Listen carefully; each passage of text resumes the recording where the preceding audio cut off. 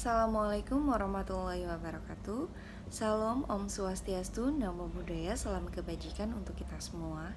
Hari ini saya akan memaparkan materi terkait pemanfaatan teknologi transformasi dan digitalisasi bagi masyarakat. Pada dasarnya, teknologi menurut Kamus Besar Bahasa Indonesia, yang pertama metode ilmiah untuk mencapai tujuan praktis, ilmu pengetahuan terapan. Yang kedua, keseluruhan sarana untuk menyediakan barang-barang yang diperlukan bagi kelangsungan dan kenyamanan hidup manusia. Menurut Manuel Castells, teknologi ialah suatu kumpulan alat, aturan, dan juga prosedur yang merupakan penerapan dari sebuah pengetahuan ilmiah terhadap sebuah pekerjaan tertentu dalam suatu kondisi yang dapat memungkinkan terjadinya pengulangan. Transformasi digital itu sendiri adalah suatu proses pemanfaatan teknologi digital untuk membawa perubahan secara signifikan di berbagai aspek kehidupan, sehingga kebutuhan dapat segera terpenuhi dengan lebih cepat, mudah, dan praktis. Transformasi digitalisasi sangat penting dalam proses mempercepat dan mempermudah keperluan sehari-hari.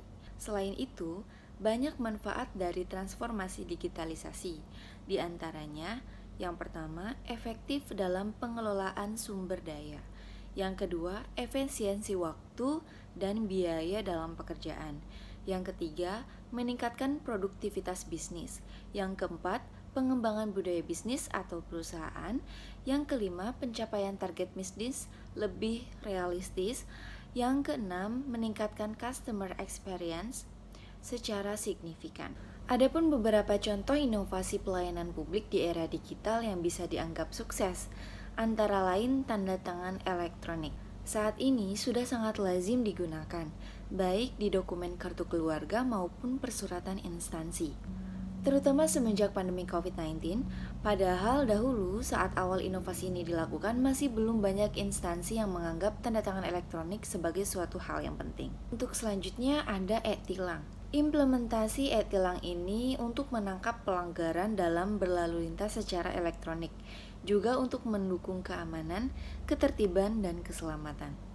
Bayangkan saja saat ini, pelanggar lalu lintas tidak hanya dapat ditilang ketika ketahuan langsung oleh polisi lalu lintas, cukup dari rekaman kamera yang terpasang pada beberapa ruas jalan.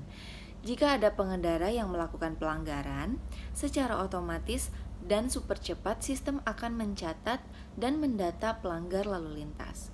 Akan langsung terdata identitasnya dan selanjutnya bukti pelanggaran atau surat tilang dapat segera melayang ke rumah si pelanggar lalu lintas.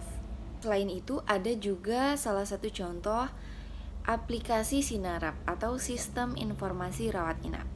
Kementerian Kesehatan aplikasi dan website yang menginformasikan data dan informasi ketersediaan tempat tidur pasien di rumah sakit yang disajikan secara real time. Hal ini tentu saja sangat bermanfaat di tengah kondisi pandemi yang seringkali membuat banyak rumah sakit menjadi penuh karena harus merawat pasien yang terpapar COVID-19 dengan segala variannya. Baik, mungkin itu saja yang dapat saya sampaikan. Kurang lebihnya mohon maaf. Wassalamualaikum warahmatullahi wabarakatuh.